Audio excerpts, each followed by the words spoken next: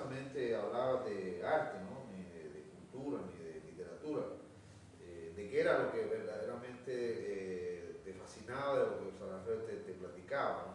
Sí. Lo que tú intercambiabas Sí, también. mira, yo había venido de San Francisco, California, en la época de los 60, que fue una época de un gran despertar en el mundo, ¿no? Los años 60 en el planeta fueron muy importantes, ¿verdad?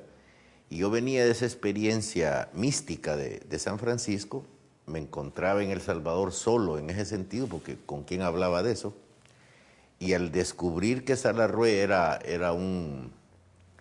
como un hermano mayor en estos temas, ¿sabes? Porque yo lo conocía como el cuentista, el pintor y nada más.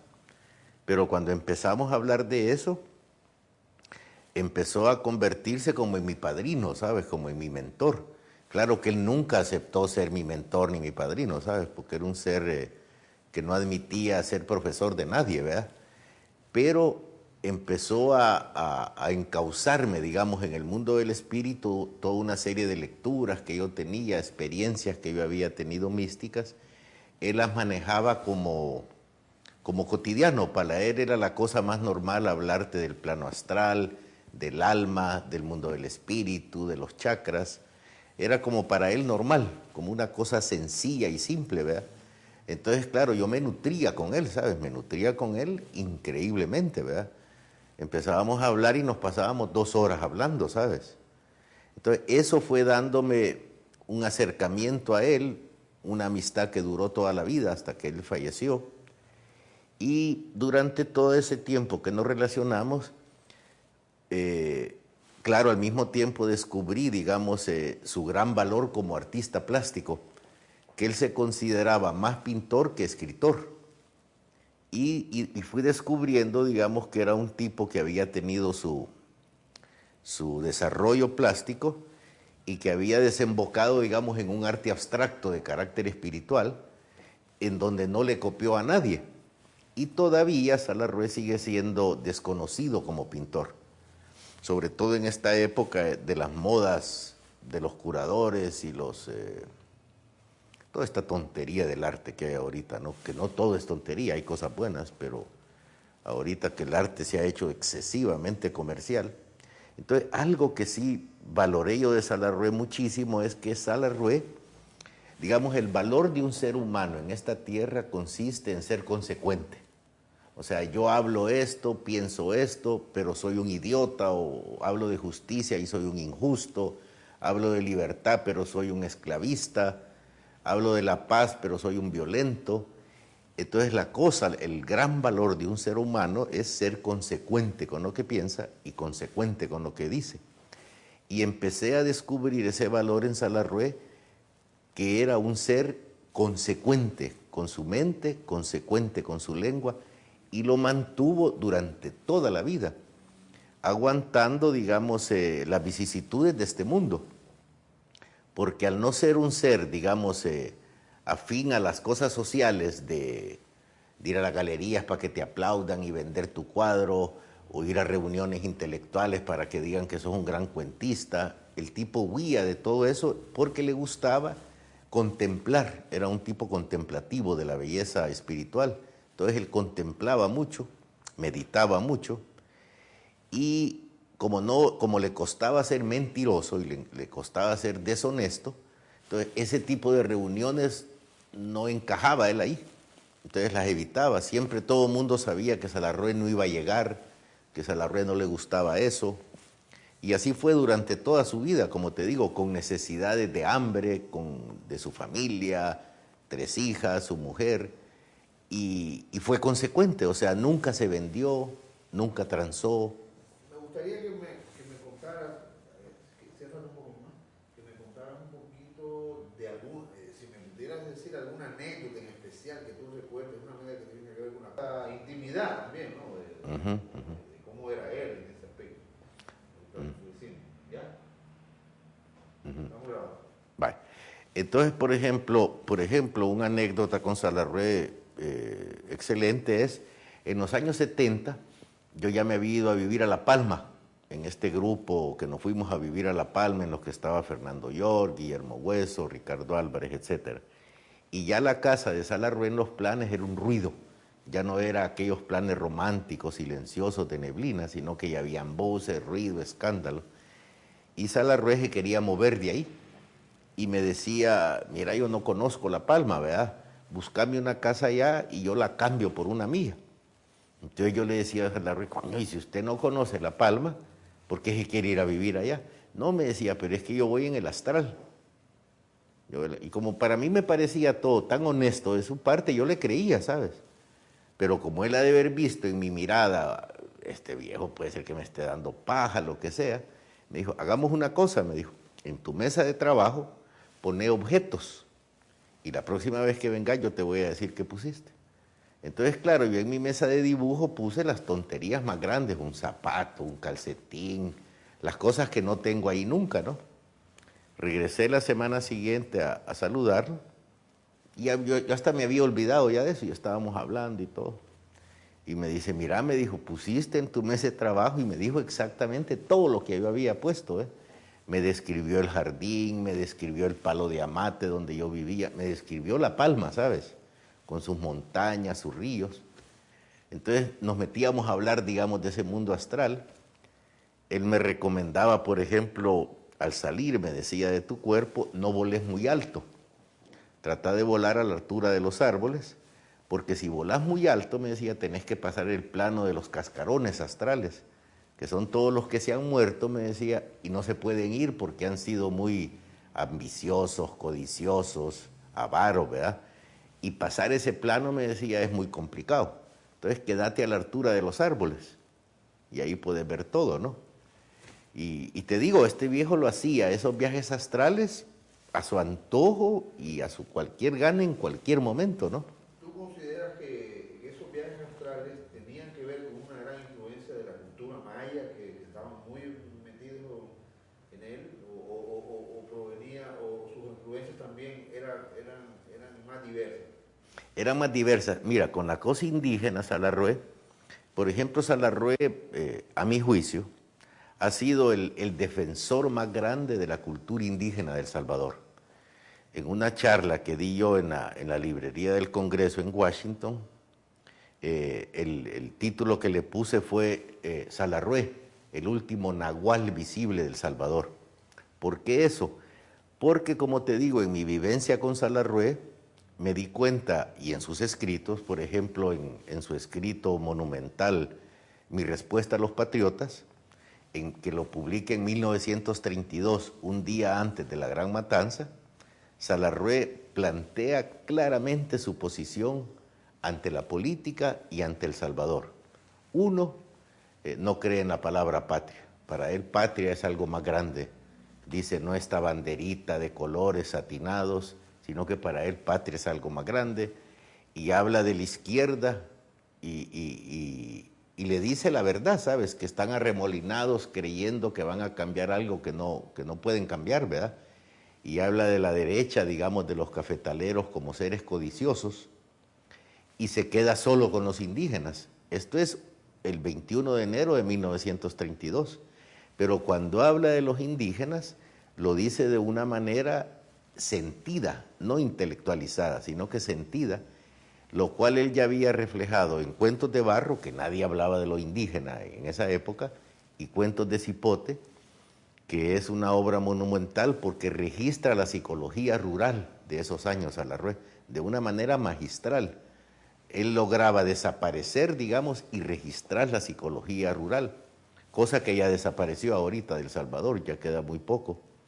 Y en Cuentos de Barro, digamos, él empieza a escribir ese costumbrismo que ya había sido hecho en América Latina, Ambrogi en el caso aquí, pero en particular Salarrué, cuando habla de los indígenas y del trópico, le da vida al indígena, o sea, lo deja hablar, no es un adorno nada más, sino que lo deja hablar con su psicología.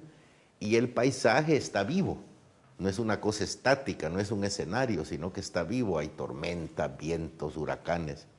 Entonces Salarrué se identifica de tal manera con los indígenas durante toda su vida. Y yo me fui dando cuenta que Salarrué mantenía una relación con los indígenas, digamos, a un nivel espiritual.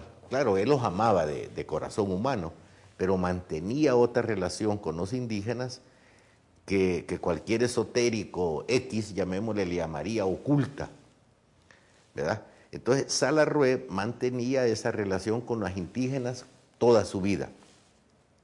A la hora de su muerte, por ejemplo, Salarrué muere diciendo, sus últimas palabras fueron: ¿dónde está mi venado blanco? ¿Dónde está mi venado blanco? Y muere. ¿Qué es el venado blanco? Es la figura que toma el espíritu divino, digamos, cuando se comunica con los humanos en la religión izalca, digamos, de los izalcos, ¿no? Cuando están invocando al gran espíritu y se manifiesta, toma la forma de un venado blanco. Entonces Salarrué se muere diciendo eso, ¿verdad? Para que veas el conecte que tenía él con el tema indígena. Cuando lo están velando en la Auxiliadora, y él no quería que lo velaran en la Auxiliadora, por cierto, sino que él quería ser enterrado en una caja rústica de pino, porque además no tenía dinero, en Panchimalco, que era su sueño ese. Pero claro, sus amigos que lo querían, hicieron la cabuda, ¿verdad?, para enterrarlo y comprarle un ataúd guapo y todo, y llevarlo a la Auxiliadora. Cuando estaba en la Auxiliadora temprano, yo me fui temprano en la tarde a verlo, porque Salarrué muere el día de mi cumpleaños. O sea, yo lo visitaba todos esos días antes de su muerte y no pensé que iba a morir tan luego, ¿no? Entonces llego al día siguiente, el 28 de noviembre, está en la Auxiliadora, llego como a las 2 de la tarde, porque sabía que más tarde empezaba el evento social, ¿verdad? La pantomima esta social de los velorios. Llegué temprano, saludé a Maya, que estaba sola con el cuerpo de Salarrué. Al rato llegó Rafael Mendoza, el poeta, llegó el poeta desaparecido Chema Cuellar, y no recuerdo quién otro fue, y le hicimos una guardia, le pedimos permiso a Maya, le hicimos una guardia, y ya nos íbamos porque ya empezaba el evento social, ¿verdad? Nos fuimos. Cuando iba saliendo yo de la Auxiliadora, venía un campesino, vestido de domingo, ¿sabes? O sea, en aquellos corredores de la Auxiliadora lustrados, aquel campesino parecía un garrobo en medio de los buses, ¿verdad? Venía todo así como ahuevado, caminando en el corredor, con su sombrero, pero lo más guapo posible, o sea, una ropa de domingo, humilde, pero ropa de domingo. Y yo, donde lo vi, me le acerqué y le dije: ¿qué busca alguien? Sí, me dijo: aquí está Salarrué. Sí, le dije: aquí está. Y al ver que estaba tan jodido el pobre, le dije: yo lo acompaño. Y lo acompañé. Y le dije: ¿lo podré ver? Me dijo: claro. Le digo: no, pero para que se sintiera con más fuerza, lo presenté con Maya y le dije: mira, Maya, él quiere ver a tu papá. Sí, me dijo, ¿verdad? Entonces el campesino ya se sintió con poder, digamos, ¿no? Y fíjate, se fue acercando al ataúd de Salarrué, y cuando estaba como a unos 2, 3 metros, aquel campesino humillado, digamos, entre comillas, se irguió de una manera sorprendente, ¿eh? Y le salió como, no un orgullo, pero una dignidad sorprendente. Y siguió, caminó con una gran dignidad al ataúd, se quitó el sombrero, y había poca gente, pero lo dijo en voz alta y sonora, ¿no? Yo vengo a darle las gracias al hombre que en vida me mostró y me enseñó la transfiguración. Se puso el sombrero y con una dignidad sorprendente se fue, ¿sabes? Entonces, ahí con eso te estoy diciendo hasta qué grado llevaba y mantenía Salarrué su conexión espiritual con las culturas indígenas, aparte de su registro artístico, ¿verdad?, de todos ellos, ¿no? Vamos a cambiarnos por aquí. Estoy grabando. Te quería preguntar algo. Dime. Algo de eso mencionaste, pero siempre he tenido la impresión, a pesar de que no conozco mucho, pero siempre he tenido la impresión, porque me llama la atención cómo es posible que Salarrué, cómo era situado. Siempre sé que era una persona humilde a pesar de su grandeza literaria,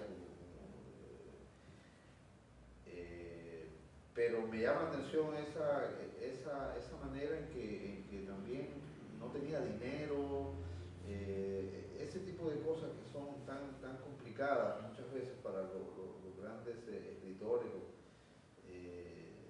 ¿Cómo se veía, cómo tú veías eso? ¿Cómo sobrevivía Salarrué con esas carencias, ¿no? A pesar de que tenía la posibilidad de ser aún mucho más conocido y apreciado, ¿no? También cómo era El Salvador en esa época, ¿no? Cómo ha sido El Salvador también con sus artistas, que no ha sido Claro. muy justo, ¿no? Con su Claro. gente. Cuando en otros países, como en Brasil, por ejemplo, son grandes monumentos vivientes, ¿verdad? Los músicos, los escritores, ¿no? En Cuba, Claro. en Estados Unidos o en México. Así En es. este caso, en El Salvador teníamos esa personalidad, pero sin embargo tenía todas esas carencias. Me hace falta que me hables de eso. Ok, ¿ya? Sí. Vale. Mira, digamos la vida económica de Salarrué, su fracaso monetario en el mundo, digamos.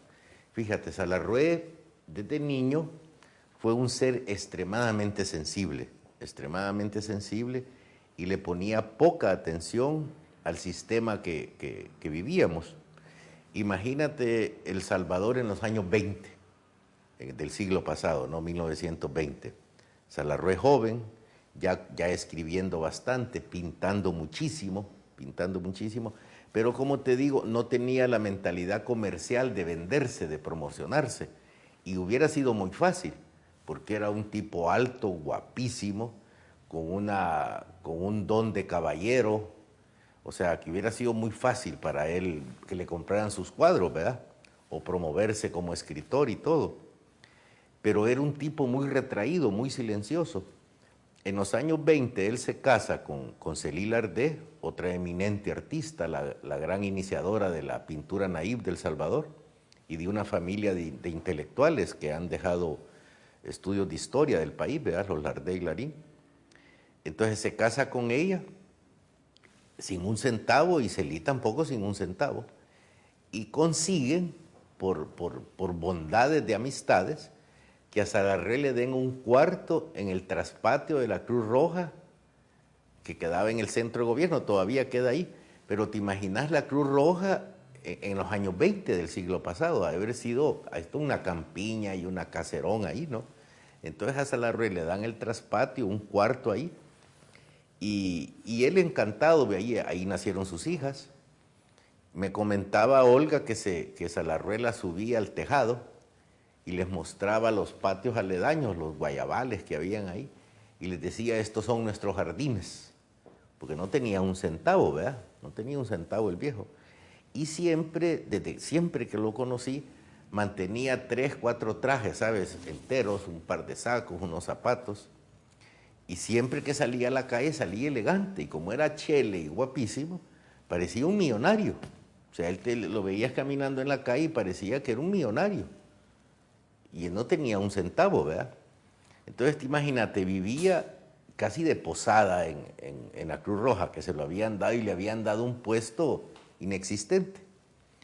¿De qué vivía en esa época? De la pintura y de escribir cuentos, y que le pagaban una colaboración en un lugar y esto y lo otro, ¿no? Pero claro, eran centavitos, ¿no? Los que se iba ganando, y apenas sobrevivía, ¿sabes? Apenas sobrevivía. En esa época de los años 20, ya Salarrué tiene finalizado Oyarcandal, que es una obra maravillosamente fantástica, con un pequeño prólogo que le hace Masferrer. Ya en 1925 él tiene eso terminado.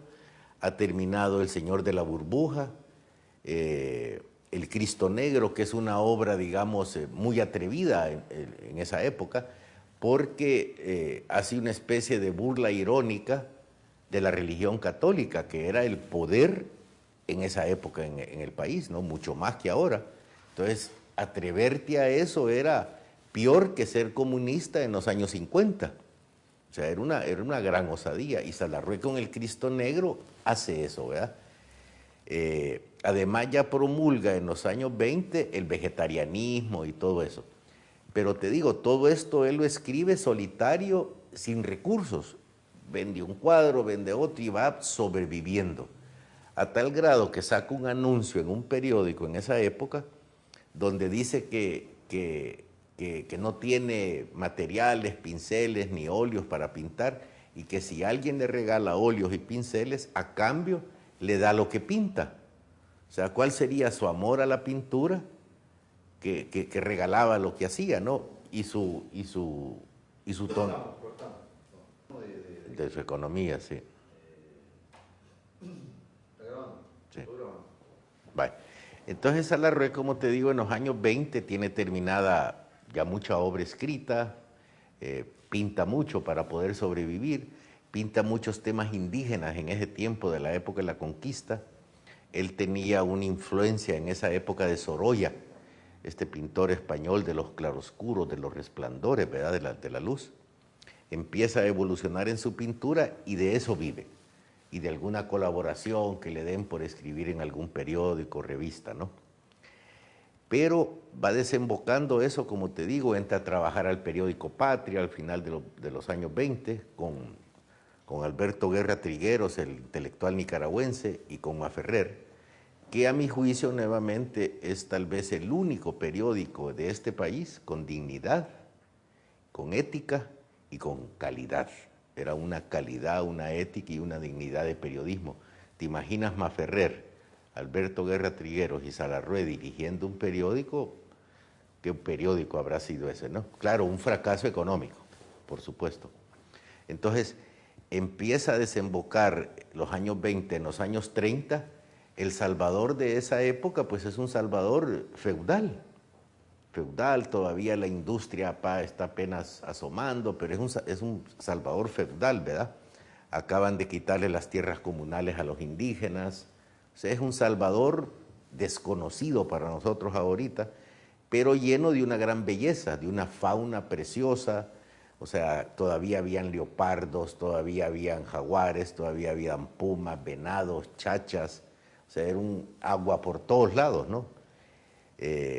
Entonces desemboca en los años 30, se agudiza la crisis económica en el país y política por las elecciones de Araujo que queda, que son las únicas elecciones en la historia de El Salvador que se llevan a cabo y que gana un civil, digamos, en esa época con ideas socialdemócratas, queda y vienen los sucesos terribles, el golpe de Estado de Martínez, y se instaura la dictadura militar férrea en el país, no férrea, la matanza del 32, y allí, digamos, la polarización es extrema, digamos.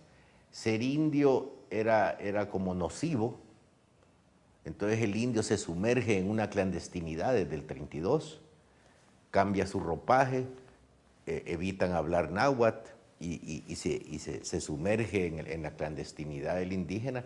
Hasta ahorita siguen igual, porque siguen sin comprenderlo ni la izquierda ni la derecha. O sea, siguen sin captarlo y sin comprenderlo, ¿no? Entonces llega el 32 y Salarrué, con esta carta a los patriotas, mi respuesta a los patriotas, critica duramente a la izquierda y muy claramente y muy sencillamente, y critica claramente a la derecha, al poder económico. Entonces ahí está por qué Salarrué se vuelve un marginado como artista.